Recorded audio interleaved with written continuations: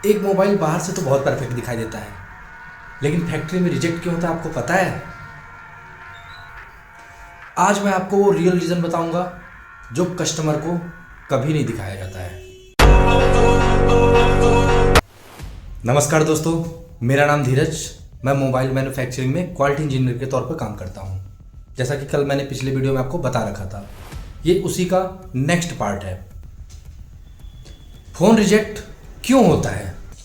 Phone reject का मतलब क्या है? इसका मतलब ये नहीं कि फ़ोन बेकार है। इसका मतलब ये है कि फ़ोन कंपनी के क्वालिटी स्टैंडर्ड के अकॉर्डिंग फिट नहीं है। एक क्वालिटी इंजीनियर का काम है कि कस्टमर तक कोई भी डिफेक्ट या रिस्क ना जाए। डिफेक्ट का मतलब ये हो गया कि फ़ोन में हमारे फंक्शनल डिफेक्ट भी होते हैं, अपीयरेंस के भी डिफेक्ट होते हैं। तो पहले आप ये जान लीजिए कि फंक्शनल डिफेक्ट क्या है और अपीयरेंस के डिफेक्ट क्या है। फंक्शनल डिफेक्ट वो हमारे हैं कि फ़ोन में हमारे वाइब्रेटर काम नहीं कर रहा है, कैमरा काम नहीं कर रहा है या फ़ोन का स्पीकर काम नहीं कर रहा है। ये हमारे फंक्शनल डिफेक्ट के तौर पे आते हैं। और अपीयरेंस के डिफेक्ट हमारे वो होते हैं कि फ़ोन के कैमरे में या टीपी पे स्क्रैच है या उसका बैटरी कवर कहीं ना कहीं से डैमेज है या कोई भी ऐसा डिफेक्ट जो आपको विजुअली आंखों से दिखाई दे, वो हमारे अपीयरेंस या विजुअली डिफेक्ट के हैं। कैमरा, स्पीकर, डिस्प्ले के अंदर अगर डस्ट पार्टिकल जाता है तो फ़ोन हमारा रिजेक्ट हो सकता है। कस्टमर को बाद में डिस्प्ले में ब्लैक डॉट या स्पीकर नॉट वर्क या कैमरे में प्रॉब्लम दिख सकती है। रीज़न 2, बैटरी में कनेक्टर का इशू। अगर बैटरी की बीटीबी प्रॉपर मदरबोर्ड से अच्छे तरीके से कनेक्ट ना हो तो ये फ़ोन एजिंग के दौरान फेल हो सकते हैं और इन फेलियर डिवाइसों को क्वालिटी इंजीनियर होल्ड कर देता है। रीज़न 3, फ़ोन में अलाइनमेंट या फिटमेंट का issue.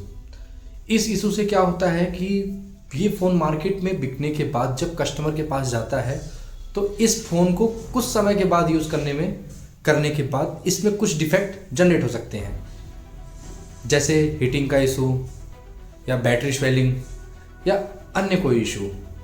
Reason 4, human handling issue. Factory में भी काम करने वाले इंसान ही होते हैं तो गलतियां उनसे भी हो सकती है। तो एक क्वालिटी इंजीनियर का काम होता है कि उन गलतियों को गलती से भी मार्केट तक ना जाने दिया जाए। अब मैं आपको एक रियल एग्जांपल बताता हूँ। फ़ोन की टेस्टिंग के दौरान फ़ोन सारे टेस्टिंग सेक्शन में पास था, लेकिन उसमें एक इशू था, touch sometime work. Touch sometime work का मतलब है कि टच कभी कभी काम कर रहा था, कभी कभी काम नहीं कर रहा था। ऐसे डिवाइस को जब वो एक क्वालिटी इंजीनियर के पास पहुंचा तो उसने उस लॉट को होल्ड कर दिया और बाद में वही फ़ोन रिजेक्ट हुआ। अगर सही समय पर एक क्वालिटी इंजीनियर द्वारा यह डिसीज़न नहीं लिया गया होता तो यह मार्केट का सबसे बड़ा मार्केट कंप्लेंट होता, जो कि कंपनी के इमेज के लिए काफ़ी बुरी चीज़ होती है। इसलिए फैक्ट्री में फ़ोन का रिजेक्ट होना एक नॉर्मल प्रोसेस का ही हिस्सा होता है। ये फ़ोन रिजेक्ट कस्टमर के फ़ायदे के लिए होता है, न कि उनके नुकसान के लिए। अगर आपको मोबाइल फैक्ट्री के अंदर की ये बातें अच्छी लग रही हों और यूज़फुल लग रही हों तो वीडियो को लाइक करें और चैनल को सब्सक्राइब करें और कमेंट सेक्शन में बताएं कि अगली वीडियो आप किस टॉपिक पे चाहते हैं, ताकि मैं आपके डिमांड पर उस वीडियो को बनाकर आपको समझा सकूं। तब तक के लिए धन्यवाद।